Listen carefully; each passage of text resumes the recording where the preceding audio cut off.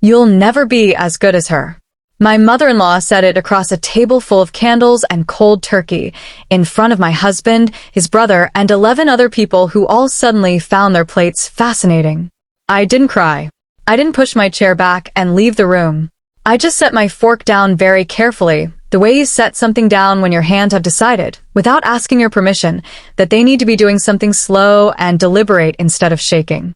6 weeks later, that same woman sat across from me at my own kitchen table, her hands wrapped around a mug of tea she wasn't drinking, and asked me for the one thing in the world I was in a position to give her, and she was in no position to demand. My name is Grace Hollis. I'm 36 years old, a certified financial planner in Charlotte, North Carolina, and until that Thanksgiving dinner 2 years ago, I thought I understood exactly where I stood with my husband's family. I was wrong about that, though not in the way you might expect. I didn't misjudge how they felt about me. I misjudged how long I was willing to keep absorbing it before I finally decided to stop.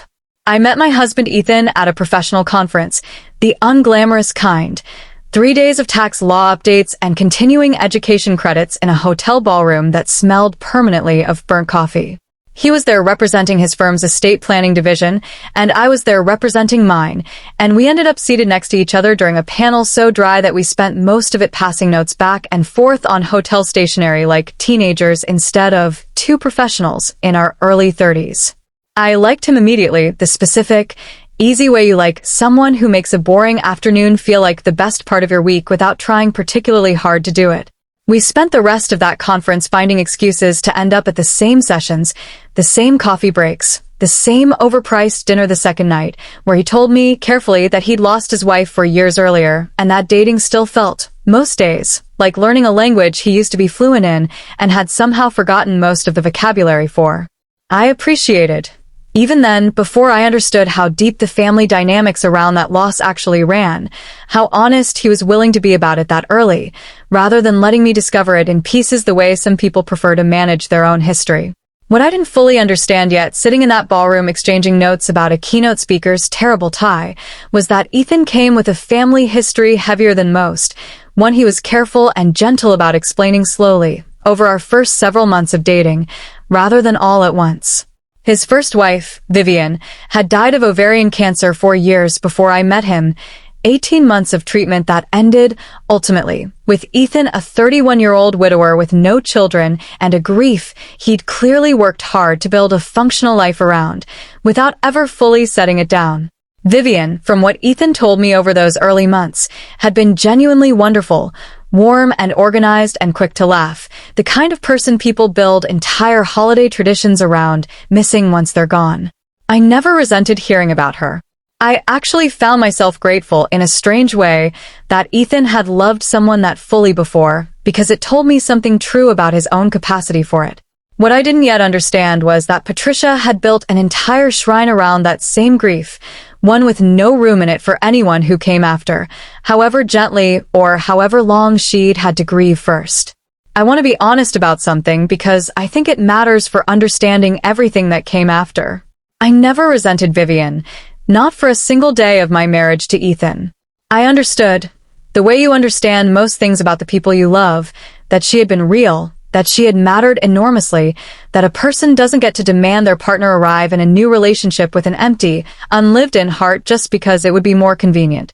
I asked Ethan about her when I wanted to know, listen when he needed to talk, and let the rest of it exist quietly in the background of our life together, the way you let any part of someone's history exist that came before you and shaped them into the person you eventually fell for.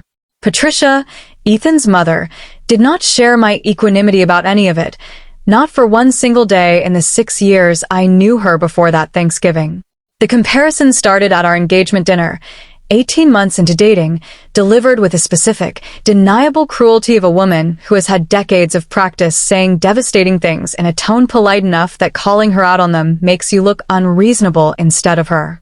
Vivian would have had the whole seating chart done a month before the wedding, she said, apropos of nothing, while I was still holding my water glass and trying to figure out what had prompted the comment in the first place. She was wonderful at that kind of thing. So organized. I smiled, said something forgettable about still being early in the planning process, and let it pass, the way you let the first instance of almost anything pass, because you haven't yet learned it's the first instance of a pattern instead of an isolated, forgivable comment. It never stayed isolated. Over the 6 years of my marriage to Ethan, Patricia found a comparison for nearly everything. My cooking wasn't as inventive as Vivian's had been. My taste in curtains wasn't as tasteful. When I was promoted to senior partner at my firm, 3 years into the marriage, Patricia's first comment, delivered at a family dinner celebrating the promotion, was that Vivian had always planned to leave her own career once children arrived, implying, without ever quite saying it directly, some deficiency in my own choices that Vivian, in her eternal, uncomplicated perfection, would never have made. I won't explain why I tolerated it as long as I did, because I think the explanation matters more than the tolerance itself. Ethan's father, Walter, had died 2 years before I met Ethan. A sudden heart attack that left Patricia not just grieving but financially unmoored in ways the family didn't fully understand until months after the funeral, when the extent of Walter's mismanaged retirement accounts and quietly accumulated debt became clear. Ethan, an only child in practical terms since his older brother Marcus had moved to Seattle and kept a deliberate, careful distance from most family obligations, had spent years trying to hold his mother's finances together from a distance, wiring money for mortgage payments, covering the gap between her modest pension and her actual expenses, absorbing crisis after crisis, quietly, so Patricia never had to fully reckon with how precarious her situation actually was. When Ethan and I married, that quiet absorption became mine too, not through any single conversation where I agreed to it, but through the slow, incremental way responsibilities transfer inside a marriage when one partner is simply better positioned to handle them. I was the one with the financial planning background. I was the one who could see, clearly, within the first year of managing our joint accounts, that Patricia's mortgage was 3 months from default, that her health insurance premium had lapsed twice already, that Walter's mismanaged accounts had left her with almost nothing beyond Social Security and a small pension that covered barely half of what she actually needed to live on. I fixed it. I want to say that plainly because I think it's the detail that makes everything that came later feel as sharp as it did. I restructured her mortgage myself, negotiated with her lender using every professional relationship I had, set up automatic transfers from our joint account to cover the gap between her income and her expenses, $1,200 a month, quietly, consistently for 6 years, without Patricia ever once knowing the specific mechanics of how her financial crisis had resolved itself so cleanly in the months after Ethan and I got married. Ethan asked me, early on, not to mention the details to her directly. "She's proud," he said. "It'll be easier for everyone if she just thinks things work themselves out." I agreed because I loved him and because I understood or thought I understood what it cost a person to watch their mother struggle without being able to fully fix it themselves. What I didn't fully understand, not for years, was that letting Patricia believe things had simply worked themselves out also meant letting her believe I hadn't contributed anything of value to her life at all, which left her free to spend 6 years treating me like a placeholder, a disappointing substitute for a woman who had died before I'd ever had the chance to know her, while I quietly kept her housed and insured and financially stable in the background of her own life. The Thanksgiving that finally broke something loose in me was, on paper, an ordinary one, held at Ethan's childhood home, the same dining room where Patricia had delivered a version of the same comparison every major holiday for 6 years running. The house smelled the way it always did that time of year, sage and roasting turkey and the specific, slightly cloying scent of the cinnamon candles Patricia bought every November from the same church craft fair, and the dining room table was set with Vivian's old china, the pattern Patricia had kept in careful storage for a decade and brought out every holiday, a detail I'd stopped letting myself react to years earlier, though I noticed it every single time, the way you notice a splinter you've decided isn't worth the trouble of removing. There were 14 of us that year, Ethan's brother Marcus flown in from Seattle with his wife, a handful of cousins, Patricia's sister Carol, who I'd always liked, and me, sitting where I always sat, at Ethan's left, across from Patricia at the head of the table. She still insisted on occupying even in her own son's presence. I'd spent the afternoon helping in the kitchen the way I always did, peeling potatoes beside Carol, listening to Patricia narrate the meal's progress and the particular, performative tone she used whenever she had an audience for her own competence. And I remember thinking, stirring gravy at the stove an hour before we sat down, that the day felt almost pleasant, almost like the kind of ordinary family holiday I'd have wanted, if I let myself want things like that from this particular family anymore. The comment came during dessert, unprompted, the way it usually did, triggered by nothing more specific than Carol mentioning kindly how nice the table looked. "Grace does try," Patricia said, in a specific, faintly wounded tone she'd perfected over years of practice. "But you'll never be as good as her." Vivian used to make her own centerpieces from scratch every year. Fresh flowers hand-tied. It was really something to see.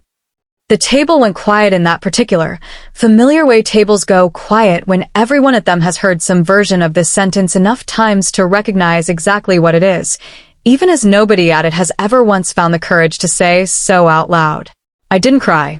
I want to be honest about that because I think it's the part of this story people find hardest to believe, that a person can hear the same devastating sentence for the 40th or 50th time across 6 years and somehow, on the exact night it finally lands differently, feel something colder and clearer than grief settle into place instead. I set my fork down carefully beside my plate, the way you set something down when your hands have decided they need something slow and deliberate to do instead of shaking, and I looked at Ethan, waiting, the way I had waited at every single one of these dinners for 6 years, for him to say something, anything, on my behalf. He didn't. He looked down at his own plate, the same practiced, uncomfortable silence I'd watched him perform at every one of these dinners since our engagement. The silence of a man who loved his wife and also, apparently, could not bring himself to spend whatever it would cost him to defend her against his own grieving mother. I finished my dessert. I helped Carol clear plates in the kitchen, the way I always did, chatting about nothing in particular while my hands moved through the familiar motions of rinsing dishes I had rinsed at that same sink for 6 consecutive Thanksgivings. But somewhere in the 20 minutes between Patricia's comment and the moment I finally dried my hands and hung the towel back on its hook, I made a decision quietly, the same way I make most of the decisions that actually matter in my life, without dramatics, without an announcement, just a clear, settled understanding of exactly what I was and wasn't going to keep doing. The drive home was mostly silent.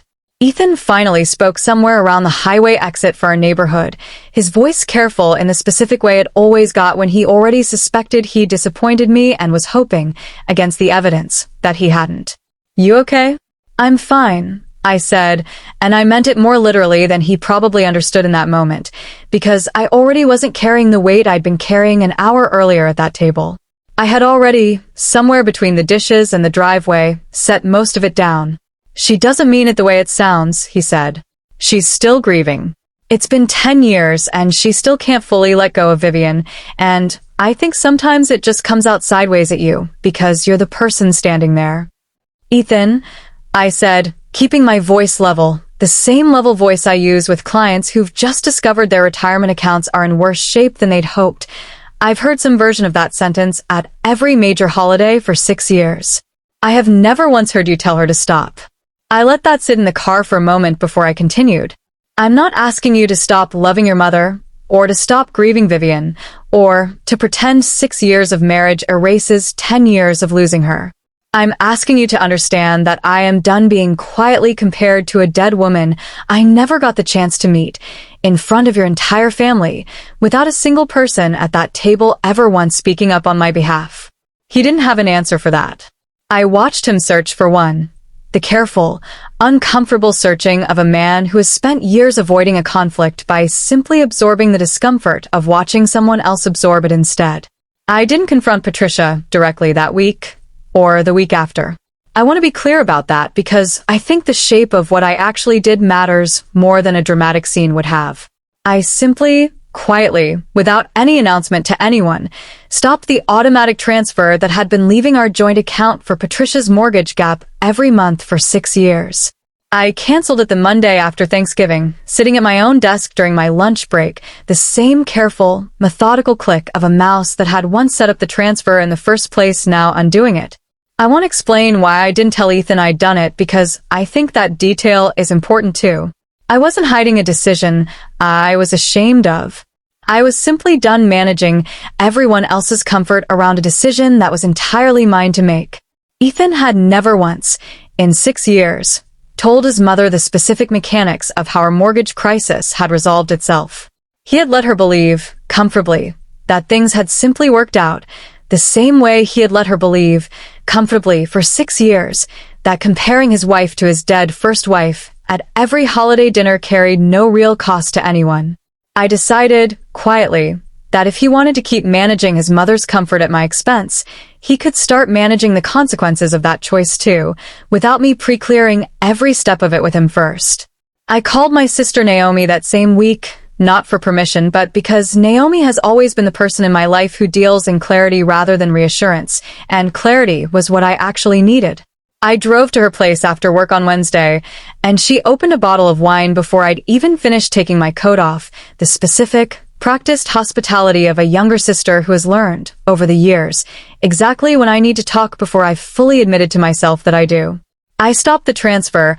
I told her, once I'd explained the whole 6-year pattern, the comparisons, the dinners, the mortgage, the mechanics of a rescue Patricia had never once been told about. Naomi set her glass down slowly, the way she does when she's genuinely surprised instead of performing surprise for my benefit. 6 years, Grace. You've been sending that woman $1,200 a month for 6 years, while she compared you to a dead woman at every single holiday, and you never told anyone. Ethan knew about the transfer, I said. He just never asked for the specifics, and I never offered them. He asked me at the very beginning to keep it quiet so Patricia's pride wouldn't be wounded. I think some part of me also just didn't want to be the person constantly reminding everyone what I was doing for a family that didn't seem to think much of me in the first place. Good, Naomi said, without hesitation, once I'd finished. How long do you think it'll take before something breaks? I don't know, I admitted. A few months, probably. Her mortgage payment alone is going to be short by $1,200 a month starting in 3 weeks. Are you going to tell Ethan what's coming? I thought about that question for longer than I expected to. No, I finally said. I've spent 6 years managing everyone's comfort around what I do for that family quietly in the background, so nobody has to feel uncomfortable about it. I think it's time somebody besides me finds out what happens when I stop. The next 6 weeks passed in a strange, quiet limbo, the specific tension of waiting for a consequence you know is coming, but can't predict the exact shape of yet.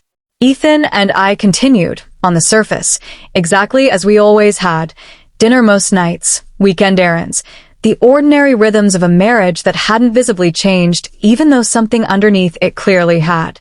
He mentioned Patricia twice during those weeks, once to say she'd called sounding stressed about something vague, she wouldn't specify, once to say she'd asked, almost casually, whether we'd noticed any unusual activity on our joint accounts recently. I answered both mentions with the same calm, unhelpful vagueness I'd been perfecting since Thanksgiving, and let the silence underneath both conversations do whatever work silence does when nobody involved is quite ready to say the true thing yet. There was one evening, in the middle of that stretch, when Ethan came home from visiting his mother looking more unsettled than I'd seen him in years, and instead of the usual careful, deflecting silence he'd perfected over 6 years of family dinners, he actually said something. She asked me today if I thought you were happy, he said, sitting down heavily at the kitchen counter. Out of nowhere. Just, do I think you're happy in this family? I didn't really know what to tell her. What did you tell her? I asked, curious despite myself, because it was the first time in 6 years I'd heard any indication that Patricia had ever once wondered about my happiness at all. I told her I didn't know anymore, he said, which felt like a strange thing to admit out loud, 6 years into a marriage. But it felt true. He was quiet for a moment, turning his water glass slowly on the counter. I've been thinking about it since. About how long I've been letting her comment slide because it was easier than the conversation we're having right now. I didn't rush to reassure him, the way I might have once. I let the observation sit between us, the same patient stillness I'd been practicing since that Thanksgiving, and eventually he reached over and took my hand, not as an apology exactly, more like the beginning of one, the first honest acknowledgement in 6 years that his silence had cost me something real. Patricia called me directly on a Tuesday evening in early January, her voice tight in a way I genuinely never heard from her before. 6 years of careful, superior composure cracking at the edges into something closer to fear. "Grace, I hate to bother you," she said, which was already on its own remarkable, given that Patricia had never once in 6 years framed a request to me as a bother she felt any need to apologize for. "I got a letter from the mortgage company. They're saying I'm 3 payments behind. I don't understand it. I thought it had been handled." I want to describe exactly how I felt hearing that sentence, because I think it matters more than the sentence itself. I didn't feel triumphant. I didn't feel the specific, sharp satisfaction I might have expected to feel, finally, after 6 years, watching the exact crisis I'd quietly prevented begin to unfold in real time now that I'd stopped preventing it. I felt, mostly, tired, the particular, bone-deep tired of a person who has spent years being generous in a way nobody around her ever had to acknowledge, finally watching the cost of that invisibility come due. "I'm not sure what happened," I said, which was technically true, since I genuinely didn't know the exact letter she'd received or its precise contents, even though I understood completely what had caused it. "Have you talked to Ethan about it?" "He said he'd look into it," she said. "But Grace, I don't understand. I thought this was already taken care of years ago. I don't know where the money's been coming from all this time. Honestly, I never really asked. I suppose I should have." There was a long pause on the line after that, filled with the particular static of a phone call neither person wants to be the one to end. I could hear, faintly, a television playing somewhere behind her, the same old habit of hers to keep the news on low in the background even when she wasn't watching it, a detail so ordinary and familiar that it made the whole conversation feel stranger, somehow, layered underneath everything unspoken between us. I let that sentence sit in the silence between us for a moment longer than was comfortable, the specific, deliberate silence I use in client meetings when I want someone to sit with the full weight of what they've just admitted before I respond to it. "You should have asked," I finally said, gently, but without softening the truth underneath it. "I think that's probably worth thinking about."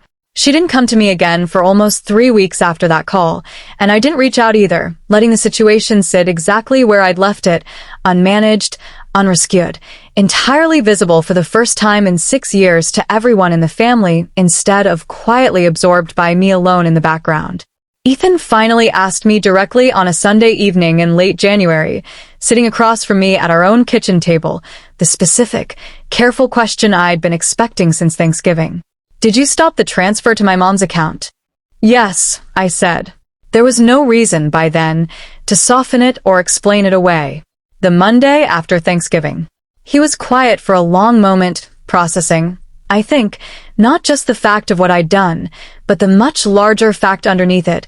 6 years of a financial rescue, he'd apparently never fully understood the mechanics of himself, despite having asked me at the very beginning to keep the details from his own mother. "How much have you been sending her?" "This whole time, $1,200 a month," I said. "Since about 4 months after our wedding. It covers the gap between her pension and her actual expenses. I restructured her mortgage myself the first year, negotiated the rate down, and then quietly covered the difference every month after that, so she'd never have to know how close she came to losing the house Walter left her." I watched him do the math, slowly, the specific expression of a person recalculating an entire understanding of their own family stability in real time. "That's, Grace, that's almost $90,000 over 6 years. 86,000 for 100, I said. "I could give you the exact figure if you want it. I have a spreadsheet."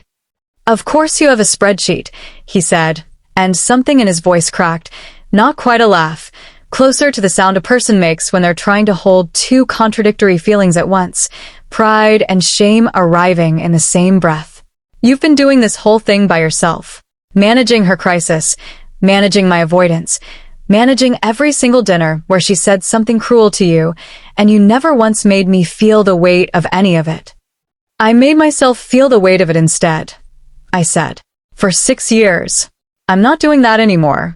He didn't say anything for a long moment after that, and I let the silence sit there between us, the same silence he'd let sit at 100 family dinners while his mother compared me, unfavorably, to a woman I'd never had the chance to meet. Why didn't you ever tell me the exact number?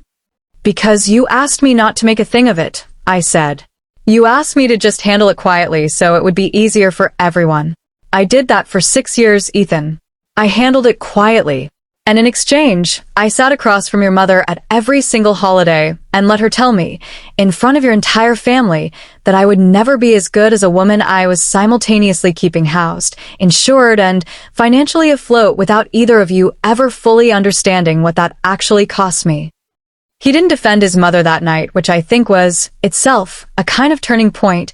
6 years of reflexive, uncomfortable silence finally giving way to something closer to honest reckoning.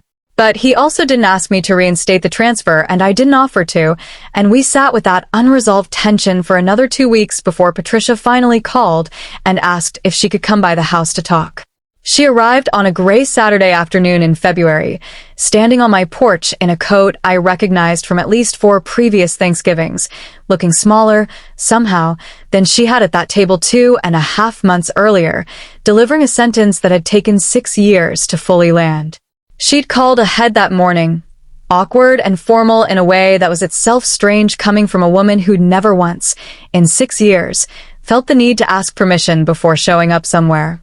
I'd like to come by, if that's all right, she'd said, and I remember standing in my kitchen holding the phone, genuinely uncertain, for the first time in longer than I could remember, what to expect from her. I almost told Ethan not to be home for it, some instinct telling me this conversation needed to happen without him in the room to soften or manage either side of it. But in the end, he simply made himself scarce on his own, taking the dog for an unusually long walk without my having to ask, which told me he'd understood the same thing I had without either of us saying it out loud. I made her tea, the same careful, unhurried hospitality I'd extended to her at every family gathering for 6 years, and we sat at my kitchen table, the same table where Ethan had asked me, 2 weeks earlier, how much I'd actually been sending her all that time. She didn't sit the way she usually did, upright and composed at the head of whatever table she occupied. She sat curled slightly inward, her coat still on, both hands wrapped around the mug before I'd even finished pouring, like she needed something warm to hold on to before she could get to whatever she'd actually driven over to say. I know about the money, she said, before I'd even finished pouring. Ethan told me. All of it. The mortgage, the 6 years, the $1,200 a month. She wrapped both hands around her mug without drinking from it, staring at the steam instead of at me. I've been up most nights since he told me, trying to understand how I managed to be so unkind to the one person who is quietly keeping my life from falling apart. I didn't rush to fill that silence with reassurance, the way I might have once before that Thanksgiving. I let her sit with it, the specific, uncomfortable weight of a truth she'd apparently never once considered in 6 years of comfortable, superior grief. I need to ask you something, she finally said, and I understand completely if the answer is no. My mortgage payment is due again in 11 days, and I don't have it. Ethan offered to cover it himself, but Grace, I know now that whatever he has, whatever either of you have, most of it came from your income, not his. I'm not asking you to fix 6 years of what I said to you. I know that's not something a favor undoes. I'm asking you, directly, honestly, for the first time in this entire relationship, whether you'd be willing to help me, and I promise you, whatever you decide, I understand that I have absolutely no right to expect yes. I sat with that request for a long moment, longer than was comfortable for either of us, because I wanted her to understand, clearly, that whatever I decided next was going to be a decision, not a reflex. I looked at her, really looked, the way I hadn't let myself look at her in years, past the composed, superior version of her I'd sat across from at 100 dinners, to the smaller, frightened woman underneath it who had apparently spent 30 years never once being taught how her own household finances actually worked, and I felt something in me soften, slightly, without letting go of the part that had stayed hard since Thanksgiving. I'll help you, I finally said, but not the way I used to. I'm not restarting an automatic transfer you never have to think about again. If I help you, it's because you and I are going to sit down together with real numbers and build an actual plan for your finances, one you understand completely, every part of it, so you're never again in a position where you don't know where your own stability is coming from. And I need you to understand something else clearly before you say yes to that arrangement. If we do this, the comparisons stop, not softened. stopped. I am not going to spend the next 6 years managing your finances while you tell me, at every holiday dinner, that I'll never measure up to a woman I never had the chance to know. You get to decide which one of those two things matters more to you. She was quiet for a long time, and when she finally spoke, her voice had lost the composed, superior edge I'd heard from her at every family dinner for 6 years. That's fair, she said. That's more than fair, actually. I don't think I've earned the right to negotiate with you about any of it. We met twice a week for the following month, going through her finances line by line at my kitchen table, the same table where she'd once asked me for a favor she had no right to expect until she understood, fully and for the first time in her adult life, exactly where every dollar of her income and every dollar of her expenses actually went. I didn't rebuild the automatic transfer. Instead, we built a real budget, one that stretched her pension and Social Security further than either of us initially thought possible, with a smaller, honest gap that Ethan and I agreed, together this time, openly to cover for a fixed period while she worked with a part-time consulting arrangement her old employer was willing to offer her. Those sessions were strange. At first, both of us adjusting to a kind of intimacy neither of us had ever practiced with the other, real questions instead of performed pleasantries, real numbers instead of vague, comfortable assumptions. Patricia cried once during the second week, going through Walter's old investment statements and realizing fully, for the first time, exactly how much he'd quietly mismanaged in the decade before his death, without ever once involving her in the decisions. I always just trusted him with it, she said, wiping her eyes with a napkin from my kitchen counter. I never thought to ask questions. I don't think anyone ever taught me that I was allowed to. I didn't offer easy comfort in that moment, the way I might have once before that Thanksgiving. I just sat with her, the same patient, professional stillness I use with clients working through a hard financial truth for the first time, and let her get to the other side of it on her own timeline instead of rushing her toward a reassurance neither of us had fully earned yet. By the fourth week, she was asking sharper questions than I expected, catching small inconsistencies in her own paperwork before I had to point them out, the specific, quiet satisfaction of watching someone build a skill they should have had access to decades earlier finally start to take hold. The comparisons did stop, mostly. I won't pretend the shift was instant or total, because 6 years of habit doesn't dissolve in a single February afternoon over tea. There was one dinner, that spring, where Patricia started to say something about how Vivian used to handle Easter centerpieces, caught herself halfway through the sentence, and simply said, instead, "Your table looks lovely, Grace," in a tone that still carried the ghost of what she'd almost said, but had, for the first time in 6 years, chosen not to finish saying out loud. Ethan changed too, slower than his mother, in some ways because his silence at those dinners had never been cruelty, just avoidance, and avoidance takes longer to unlearn than an unkind habit does, once you finally decide you're willing to unlearn it at all.